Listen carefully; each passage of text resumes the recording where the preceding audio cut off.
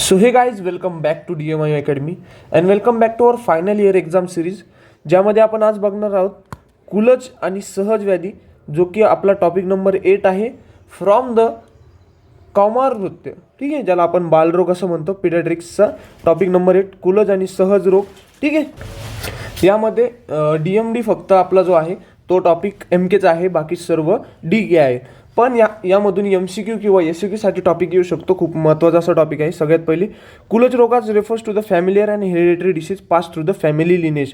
त्याला आपण म्हणतो कुल म्हणजे काय तर हेरिडिटरी डिसीज, ठीक आहे. And RJs from the defect in the parental factor just like sperm ovum, ठीक आहे, त्याला म्हणतो आपण कुलज. आणि सहज म्हणजे काय, दॅट डिनोट्स कॉन्जनायटल किंवा इनेट डिसऑर्डर, जे की आपल्या बर्थपासून आपल्यासोबत आहेत, ऑफन ड्यू टू द गर्भ influence or the genetic predisposition. याचे एक्झाम्पल जर बघायचे आपल्याला की कुलज आणि सहज व्याधीमधला फरक, तर कुलज व्याधी कोणते कोणते, तर फॅमिलियल स्किन डिसऑर्डर जसे कुष्ठ असतील, hereditary traits affecting the multiple generation, ते कुलज व्याधी. सहज व्याधीमध्ये कंजनायटल ॲनोमलीज सगळं, म्हणजे डेंटल मालफॉर्मेशन असेल, म्हणजे स्थूल दंत असतील, किंवा जेनेटिक डिफेक्ट असतील काही अस्थि धातू वगैरे बद्दल, किंवा कंडिशन लाईक फक्क डिलेड वॉकिंग, हे सर्व आपल्या जातात सहज रोगामध्ये. आता आपल्याला नेक्स्ट टॉपिक आहे, describe the clinical presentation of cleft palate, cleft lip and tracheoesophageal fistula. यासाठी मी एक टेबल केला आहे. DKचा पॉईंट आहे, पण आपल्याला समजून घ्यायचं आहे की नेमकी काय आहे, ठीक आहे. तर त्यामध्ये कंडिशन, प्रेझेंटेशन आणि त्यामध्ये असोसिएटेड सिम्पटम असा एक टेबल केलेला आहे. तर सगळ्यात पहिले क्लेफ्ट लिफ्ट काय असतं समजून घ्या. तर त्याच्यामध्ये एक व्हिजिबल अप्पर लिप स्प्लिट असते. ती युनिलॅटरल असू शकते किंवा बायलॅटरल असू शकते. त्यामध्ये आपल्याला नॉस्ट्रिलची पण सुद्धा डिफॉर्मिटी दिसते, आणि लॅचिंग जी असते ना ती पुअर असते. त्याला म्हणतो आपण क्लेफ्ट लिफ्ट. त्याच्यामध्ये असोसिएटेड सिम्पटम काय, तर नेझल रिगर्गिटेशन दिसतं, त्यानंतर डिले स्पीच असतं, डेंटल इश्यू काही असू शकतात, ठीक आहे. त्यानंतर क्लेफ्ट पॅलेट. आता क्लेफ्ट लिप म्हणजे काय होतं, व्हिजिबल अप्पर लिप होतं. त्याच्यामध्ये क्लेफ्ट पॅलेट म्हणजे काय, तर आता याच्यामध्ये पॅलेटमध्ये गॅप असतो, तर मग तो कम्प्लीट असू शकतो किंवा सब म्युकोझल गॅप असू शकतो. त्यामध्ये बायफिड उविला असतो आणि झोना पेलुसिडाचा हा डिफेक्ट आहे. त्यामध्ये बघा असोसिएटेड सिम्पटम काय, तर मिल्क व्हाया नोज, म्हणजे नाकातून दूध निघणार आहे. त्यानंतर ओटायटिस मीडिया खूप कॉमनली अशा बाळांमध्ये होतं. त्यानंतर हायपरनेझल स्पीच, म्हणजे जो बाळ आहे तो अनुनासिक स्वर त्याचे जास्त दिसतं, आपल्या नाकातून बोलतो आपण म्हणतो. आणि रिकरंट इयर इन्फेक्शन आपल्याला या बाळांमध्ये दिसतात. त्यानंतर ट्रॅकिओइसोफेजल फिस्टुला. याच्यामध्ये काय, तर याच्यामध्ये चोकिंग किंवा सायनोसिस ऑन फीड, म्हणजे खाल्ल्याच त्या बाळाला चोकिंग होते, सायनोसिस होते, किंवा फ्रोदी सलायवा त्याच्या तोंडातून निघतोय, किंवा ॲबडॉमिनल डिस्टेन्शन, त्याच्या ॲबडॉमिन डिस्टेन्शन वारंवार दिसतंय. आपण तिथं ट्रॅकिओइसोफेजल फिस्टुला आपण डायग्नोसिस करू शकतो. त्यामध्ये असोसिएटेड सिम्पटम काय, तर पॉलीहायड्रो अमायनोची हिस्ट्री असू शकते, किंवा काही NG ट्यूब फेल्युअर असेल, किंवा VACTER असोसिएशन असू शकतात. सेकंड पॉईंट आता आपला, describe the clinical presentation of the spinal dysraphism. त्यानंतर कंजनायटल टॅलिपेस इक्वेनो व्हायरस. याच्यामध्ये स्पायनल डिसरॅफिझम बघून घ्या. तर सगळ्यात पहिले present with the visible lumbosacral swelling. Spinal डिसरॅफिझममध्ये काय असणार आहे, लंबोसॅक्रल स्वेलिंग असणार आहे. त्यालाच आपण म्हणतो myelomeningocele at birth, often with the CSF leak असणार. त्यानंतर ट्रॉफिक अल्सर दिसणार आहे आपल्याला स्पायनल कॉर्डवरती. त्यानंतर टफ हेअर जे आहे ते आपले, त्याला म्हणतो आपण न्यूरोक्युटेनियस मार्कर. ह्या सगळ्या गोष्टी आपल्याला दिसणार, त्याला आपण डायग्नोज करू शकतो स्पायनल डिसरॅफिझम. हा कसा आहे, तर याच्यामध्ये न्यूरोलॉजिकल सायन्स दिसतात, ज्याच्यामध्ये फ्लॅसिड पॅराप्लेजिया आहे, सेन्सरी लॉस बिलो लेजन आहे. त्यानंतर बोवेल किंवा ब्लॅडर जे आहे ते इनकॉन्टिनन्स आहे. हायड्रोसिफालस एक लक्षण यामध्ये दिसतं, आणि टॅलिप्स म्हणजे आपलं टाळू म्हणतो आपण, त्याची डिफॉर्मिटी दिसते. आणि टिदर कॉर्ड असते, त्यामध्ये ते कॉज करता प्रोग्रेसिव्ह लेग विकनेस किंवा स्पास्टिसिटी किंवा स्कोलिओसिस, ठीक आहे. ज्याच्यामध्ये आता जर बाळामध्ये आपल्याला स्कोलिओसिस दिसते, स्पास्टिसिटी दिसते, लेग विकनेस आहे, त्याला आपण थोडं DMDकडे चालला आहे हा बाळ. तर याला आपण त्याच्या आधी सगळ्यात पहिले स्पायनल डिसरॅफिझमकडे बघू शकतो, ज्याच्यामध्ये आपल्याला CSF लीक दिसणार आहे, ट्रॉफिक अल्सर दिसणार आहे, आणि हेअर टफ दिसला समजून घ्यायचं स्पायनल डिसरॅफिझम आहे. कंजनायटल टॅलिप्स इक्विनोव्हायरसमध्ये काय, CTEमध्ये न्यूबॉर्नच्या फूटमध्ये इक्विनस म्हणजे प्लांटर फेक्स दिसतात, आणि दुसरे म्हणजे व्हायरस, बरं का. इक्विनो व्हायरस म्हणजे काय तर समजून घ्या सगळ्यात पहिले, प्लांटर फ्लेक्स पण हिल जी आहे ती इन्व्हर्टेड राहणार आहे. आणि ॲडॅक्टस एक अजून टर्म वापरलेली इथं, म्हणजे 4 फूट जे समोरचे ते कर्वड इन असणार आहे, आणि कॅवस म्हणजे high arch rigid club foot इथं आपल्याला दिसतं that are resistance to the manual correction, आणि मॅन्युअल करेक्शन केले तरी ते पुन्हा सुद्धा त्याच पोझिशनला येतात. असोसिएटेड विथ काफ ॲट्रोफी दिसणार आहे, शॉर्ट मिडियल क्रीज दिसणार आहे थोडी मिडियल साईडला, आणि हिल जे एम टी दिसणार आहे 50% जणांमध्ये बायलॅटरल असतं, and link to the oligohydramnios किंवा मायलो मेनिंजो सील, हे सगळे त्याचे कारण असू शकतात. कॉन्जनायटल टॅलिप इक्विनो व्हायरसमध्ये इक्विनो म्हणजे काय, प्लांटर फ्लेक्स, व्हायरस म्हणजे काय, इनव्हर्टेड हिल, ॲडिक्टस म्हणजे फोर फूट कर्ड इन, आणि कॅवस म्हणजे हाय आर्च याला आपण क्लब फूट सुद्धा म्हणू शकतो, आणि हे रेजिस्टन्स आता मॅन. क्लिनिकल नोट्समध्ये बघा शॉर्ट फॉर्ममध्ये स्पायनल डिसरॅफिझममध्ये काय तर बॅक स्वेलिंग, रिफ्लेक्झिया, इनकॉन्टिन्युन्सी तिचे निओनेटल साईन आहे. बाकी कॉम्प्लिकेशन हायड्रोसिफलस, इन्फेक्शन, स्कोलिसिस दिसू शकतं. CTEVमध्ये काय तर रिजिड इन्व्हर्टेड फूट आहे, काफ वस्टिंग आहे, त्याच्यामध्ये गेट ॲबनॉर्मिटी आहे, त्यानंतर DDHची रिस्क असू शकते जर आपण ट्रीट केलं नाही तर. ठीक आहे, इथपर्यंत आले. Spinal dysraphism, back swelling, areflexia, incontinence. CTEVमध्ये रिजिड इन्व्हर्टेड फूट आणि काफ वॉस्टिंग आपल्याला दिसतं. त्यानंतर describe the clinical presentation of the congenital hypertrophic pyloric stenosis आणि congenital anomaly of the anus. याच्यामध्ये बघा सगळ्यात पहिले कॉन्जनायटल हायपरट्रॉपिक पायलोरिक स्टेनोसिसमध्ये काय तर इट अपेअर्स ॲट 3 to 6 वीक. सगळ्यात पहिले याला अंडरलाईन करा. 3 to 6 वीकमध्ये अपेअर होता. प्रोग्रेसिव्ह नॉन बिलियस प्रोजेक्टाईल वोमिटिंग दिसते आपल्याला पोस्ट फीड, म्हणजे जेवण केल्या बाळ विदाऊट एनी बाईल वोमिट करतंय. त्यानंतर त्याच्यामध्ये गॅस्ट्रिक पेरिस्टाल्सिस वेव्ज जे आहे आपल्याला ते व्हिजिबल दिसत आहे, आणि palpable olive mass in the right upper quadrant जर असेल तर आपण त्याला कॉन्जनायटल हायपरट्रॉपिक म्हणजे पायलोरिक स्टेनोसिस आपण म्हणू शकतो. इन्फंट रिमेन्स हंग्री, इन्फंटला वारंवार भूक लागते. त्यानंतर डिहायड्रेशन दिसतं आपल्याला बाळामध्ये. संकन फॉन्टॅनिल जे आहे त्याच्या अँटेरियर फॉन्टॅनिल संकन दिसतं. युरिनेशन पण त्याचा रिड्यूस होतो. वेट लॉस दिसतो. Failure to thrive that is our FTT दिसतो. त्यानंतर हायपोक्लोरेमिक, हायपोकॅलेमिक, मेटाबॉलिक ॲसिड अल्कोलोसिस आपल्याला लॅब रिपोर्ट्समध्ये दिसतं. म्हणजे ओव्हरऑल कॉन्जनायटल हायपरट्रोपिक पायलोरिक स्टेनोसिस जर आपल्याला ओळखायचे ते सगळ्यात पहिले 3 ते 6 वीकमध्ये दिसणार आहे. नॉन बिलियस प्रोजेक्टाईल वोमिटिंग दिसणार आपल्याला जेवण केल्या. मग त्याच्यानंतर गॅस्ट्रिक पेरिस्टाल्सिस आपल्याला व्हिजिबल होणार आहे. ऑलिव्ह मास आपल्याला राईट अप्पर क्वाड्रंटमध्ये दिसणार आहे. इन्फंटला भूक लागणार वारंवार, तो आपल्याला डिहायड्रेटेड दिसणार आहे. अँटेनियल फॉन्टॅनिल जे त्याचं संकन दिसणार आहे, आणि त्याच्यानंतर युरिनेशन कमी दिसणार आहे. वेट लॉस दिसणार आहे. फेल्युअर टू थ्राईव्ह दिसणार आहे. हायपरक्लोरेमिक, हायपोकॅलेमिक, मेटाबॉलिक ॲसिड अल्कलोसिस आपल्याला दिसणार आहे. कॉन्जनायटल ॲनोमली ऑफ ॲनसमध्ये आपल्याला नाव बघा प्रेझेंट ॲज अब्सेंट किंवा ओपनिंग इनपॉर्फोरेट ॲनस म्हणतो आपण त्याच्यामध्ये. ठीक आहे, ॲनल ओपनिंगच अब्सेंट आहे. स्टिनोसिस असू शकतो, किंवा स्टिनोसिस म्हणजे त्याचं मियाटस जे ते नॅरो झालं, किंवा फिस्टुला असू शकतो एखादा बाजूचा रेक्टो युरेथ्रल किंवा वेस्टिब्युलर एक वेगळा ट्रॅक बनलेला असा. त्यानंतर neonate fails to pass meconium in 24 to 48 आवरमध्ये म्युकोनियमच पास नाही केलं, म्युकोनियम पास करू शकलं नाही. विथ ॲबडॉमिनल डिस्टेन्शन आणि वोमिटिंग जी आहे ते बिलियस आहे.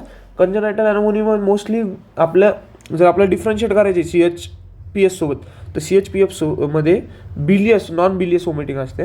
मिकोनियम इन युरिनमधून बॉयजच्या म्हणजे मिकोनियम येतोय, किंवा गर्ल्सच्या वजायनामधून. Associated with the bacterial spectrum low or high types of distinguish by the prone x ray.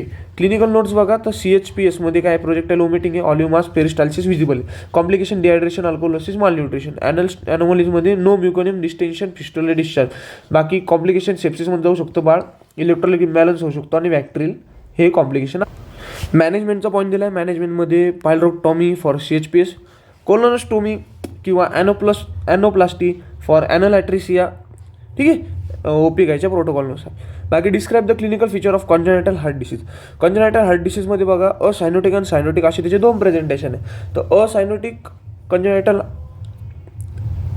Heart डिसीजमध्ये आपल्याला बघायचं वेंट्रिक्युलर सेप्टल डिफेक्ट. VHD करतो, शोज काय करतो तर holosystolic murmurs at left sternal border.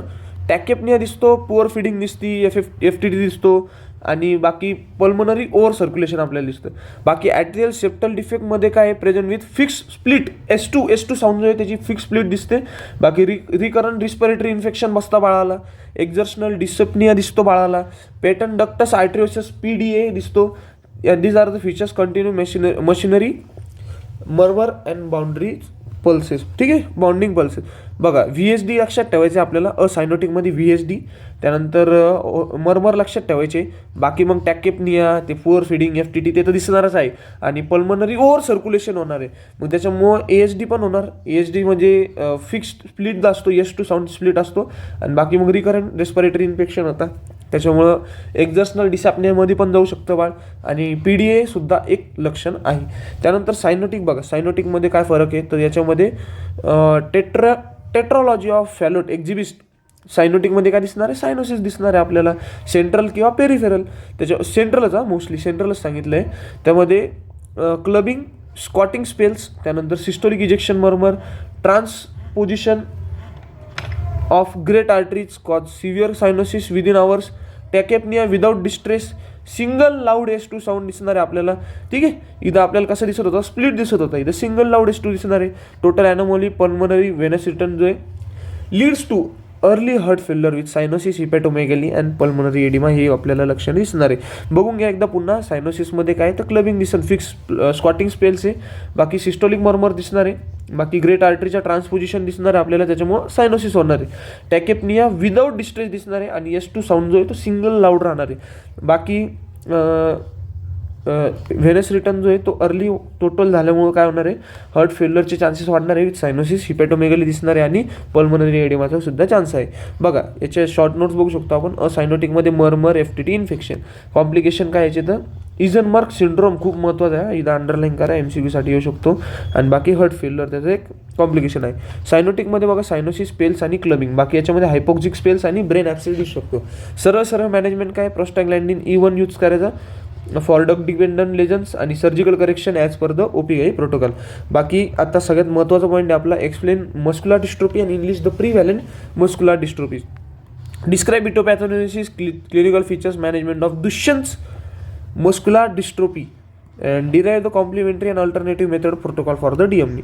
सगळ्यात पहिले मस्क्युलर डिस्ट्रोफी म्हणजे काय ते बघून घेऊ आपण. It is a progressive genetic myopathies under कुलज रोग. हा कोणता रोग आहे तर हा कुलज रोग आहे, ज्याच्यामध्ये प्रोग्रेसिव्ह जेनेटिक मायोपॅथी येते. कोणती, प्रोग्रेसिव्ह जेनेटिक मायोपॅथी येते. इन कॉमरभूत्य इज इन्व्हॉल्व्स डिस्ट्रोपिन जीन. हा खूप महत्त्वाचं जीन आहे, इथे डिस्ट्रोपिन जीन आहे, त्याच्यामध्ये म्युटेशन होतं, त्याच्यामुळे काय होतं, मसल नेक्रोसिस आणि मसल फायब्रोसिस होतं. म्हणजे ओव्हरऑल मस्क्युलर डिस्ट्रोफी काय आहे तर ती एक प्रोग्रेसिव्ह जेनेटिक मायोपॅथी. जेनेटिक मायोपॅथी असल्यामुळे त्याला आपण धरतो कुलज रोगामध्ये.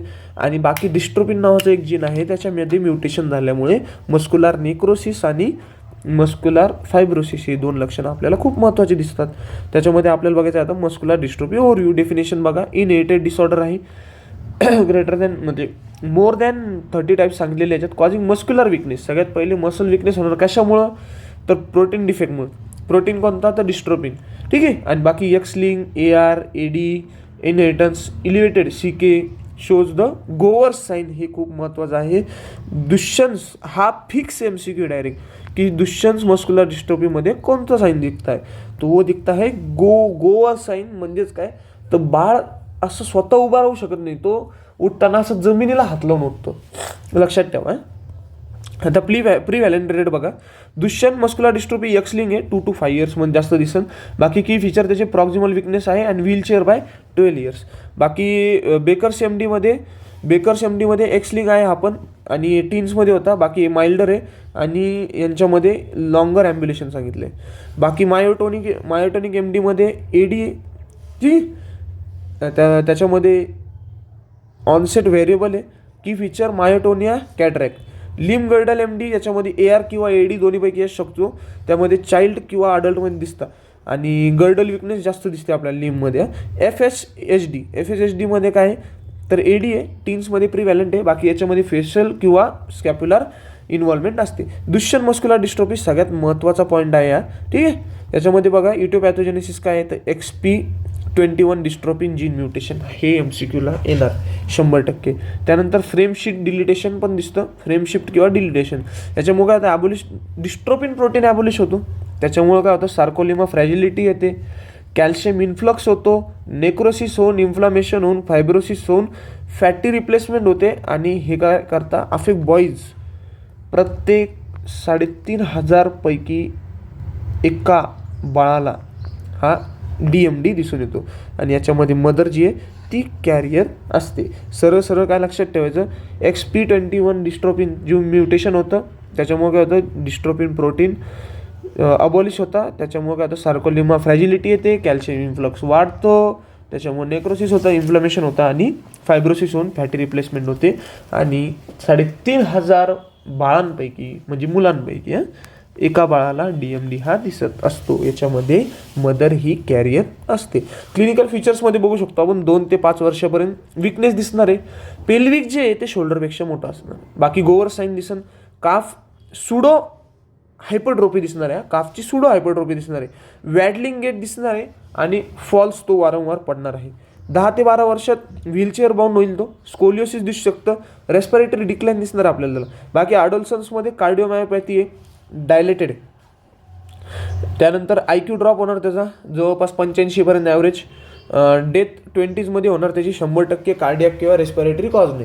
ठीक आहे. या बाळांमध्ये कसं असतं, खूप अवघड असतं यांचं हे, म्हणजे यांचं आपण घेऊच नाही शकत गॅरंटी की हे वाचणार. आपण त्यांची लाईफ टाईम वाढू शकतो, त्यांची लाईफची क्वालिटी वाढू शकतो, पण आपण 100% त्याचा जीव राहणारच याची गॅरंटी घेऊ शकत नाही. बाकी मॅनेजमेंटमध्ये corticosteroid that is prednisone 0.75 mg/kg/day. Delayed progression. ठीक आहे.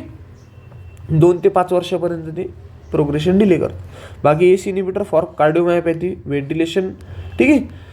उसके बाद ऑर्थोटोटिक्स सर्जरी फॉर स्कोलियोसिस आपण करू शकतो. बाकी कॉम्प्लिमेंटरी अल्टरनेटिव्ह प्रोटोकॉल काय आयुर्वेदाचा तर तो लक्षात घ्यायचा आहे. कॉमरप्रत्य अप्रोच काय तर रसायन फॉर मांस धातू पोषण, वात शमन फॉर स्तंभ, सपोर्टिव्ह पोस्ट ॲलोपॅथी. ठीक आहे. याच्यामध्ये सांगितलं आहे त्या बघ थेरपी प्रोटोकॉल आणि रॅशनलायझेशन. बघा रसायनमध्ये च्यवनप्राश 5 ग्राम पर डे, बाकी ब्राह्मी घृत 5 ग्राम पर डे. हे काय करणार आहे तर ओज मेधावर्धन करणारे, मसल नरिशमेंट करणारे. क्रियाकालमध्ये बघा अभ्यंग बला तैलाचा किंवा बस्ती अनुवासन तैल सांगितलं. बाकी मांस स्रोत शोधन करणारे आणि वात अनुलोमन करणारे. ठीक आहे. त्यानंतर शमन औषधीमध्ये अश्वगंधा चूर्ण 3 ग्राम पर डे, यशत भस्म 125 mg पर डे देऊ शकतो आपण. ते काय काम करतं, बल्य स्तंभहर कार्य करतं. बाकी CK रिडक्शन करतो. त्यानंतर डाएटमध्ये मांसरस, गोघृत आणि कफकारक आहार विहार म्हणजे हा अवॉइड करायचा आहे. बाकी मांसरस गोघृत घेऊ शकतो. ते काय करणार, धातुपोषण करणारे आणि अग्नि स्टिम्युलेशन करणारे. ओव्हरऑल समरी जर बघायची तर कुलज सहज रोग एक कंप्लीट समरी बघतोय आपण. कोर डेफिनेशन काय आहे, कुलज रोग म्हणजे काय, हेरिडेटरी. कुलज बीज दोष. ठीक आहे. मल्टी जनरेशनल ट्रान्समिशन, ज्याच्यामध्ये कुष्ठ बघतो आपण. सहजमध्ये कॉन्जनायटल इनेट म्हणजे गर्भ जन्माच्या वेळेस जे झालेले आहे ते present at the birth. Structural malformation. Presentation wise classification आपण बघू शकतो इथं. यांनी कसे सिस्टीम वाईज डिवाईड केले. क्रॅनिओफेशियलमध्ये क्लेफ्ट लिप बघा, क्लेफ्ट लिपमध्ये काय लिपला नॉच असणारे पुअर लॅचिंग दिसते. बाकी स्पीच डिले होती याच्यामध्ये. क्लेफ्ट पॅलेटमध्ये बघा नेझल रिगर्गिटेशन दिसणार आहे, बायफिड यूला दिसणार आहे. बाकी याचं कॉम्प्लिकेशन ओटायटिस मीडिया. CNS MSKमध्ये बघा स्पायनल डिसरॅफिझममध्ये लंबोसॅक्रल स्वेलिंग खूप महत्त्वाची आहे, अरिफ्लेक्झिया. याचं कॉम्प्लिकेशन आहे हायड्रोसिफलस. CTVमध्ये रिजिड क्लब फूट दिसणार आहे, काफ ॲट्रोपी दिसणार आहे, त्याचं कॉम्प्लिकेशन आहे गेट टिश्यू. GIमध्ये पायलोरिक स्टेनोसिस बघा, त्याच्यामध्ये प्रोजेक्टाईल ओमिटिंग असणार आहे आणि ओलिव्ह मास. पायलोरिक स्टेनोसिसमध्ये प्रोजेक्टाईल ओमिटिंग पण नॉन बिलियरी असणार आहे. ठीक आहे. तर त्याच्यामध्ये बघा अल्कोलोसिस हे त्याचं कॉम्प्लिकेशन आहे. Anal ॲट्रेसियामध्ये no म्युकोनियम, no डिस्टेन्शन, बॅक्टेरियाचं complication. कार्डियाकमध्ये बघा असायनोटिक CSD, त्याच्यामध्ये मर्मर, FTT हे त्याची की सायन्स आहे आणि त्याचे कॉम्प्लिकेशन इन्फेक्शन आहे. सायनोटिकमध्ये बघा सायनोसिस पेल्स आणि हायपोक्झिस क्राईज हे त्याची कॉम्प्लिकेशन आहे. न्यूरोमस्क्युलरमध्ये DMD, गोवर साईन, काफ, सुडो हायपरट्रोफी दिसणार आहे. बाकी त्याचं कॉम्प्लिकेशन व्हीलचेअर बाय 20 year आणि मृत्यूसुद्धा आपण लिहू शकतो. इटिओपॅथोजेनेसिस कुलजमध्ये लक्षात ठेवा, कुलज हे पॅरेंटल बीज विकृती आणि सहज हे गर्भकाल फॅक्टर किंवा जेनेटिक याची विकृती. म्हणजे इथं आपण सहजमध्ये आदिबल प्रदोष आपण लिहू शकतो. कुलजमध्ये आपण बीज विकृती किंवा स्पर्म ओव्हम इम्बॅलन्स लिहू शकतो. चलो, तर हा आपला चॅप्टर संपलेला आहे. एक खूप महत्त्वाचा चॅप्टर होता कुलज आणि सहजरोग. मोस्ट ऑफ द कॉलेजमध्ये DK पॉईंट असल्यामुळे मोस्ट ऑफ द कॉलेजमध्ये हा स्किप केला जातो किंवा भरपूर कॉलेजमध्ये लेक्चरच होत नाही. तर हा टॉपिक कुठून वाचायचा, काय कसं शोधायचं, तर भरपूर जणांचे प्रॉब्लेम होत होता. त्यामुळे आपण हे लेक्चर घेऊन आलो आहोत. या लेक्चरमध्ये पूर्ण NCISM वाईज ह्या नोट्स आलेल्या आहे. तर या नोट्सचा सगळ्यांनी लाभ घ्यायचा आहे. आणि तुम्हाला कोणता टॉपिक पाहिजे तुम्हाला कमेंट किंवा मेसेज करून कळवू शकता. आपण त्यानुसार आपण आता रोज व्हिडिओ बनवणार आहोत. ही आपली फायनल इयर सिरीज ही UTपर्यंत चालणार आहे. UTपर्यंत आपण सगळे टॉपिक कव्हर करण्याचा प्रयत्न करूयात आणि जास्तीत जास्त ट्रिक्स झाले किंवा आपली बॅच कशी पास होईल चांगल्याने यावर आपलं पूर्णपणे भर राहील. जे काही मदत लागेल ती DMIU अकॅडमी तुमच्यासोबत शेवटीपर्यंत आहे. ठीक आहे, तर भेटूया अशाच व्हिडिओमध्ये पुन्हा एकदा. तोपर्यंत हॅव अ नाईस टाईम आणि जय आयुर्वेद.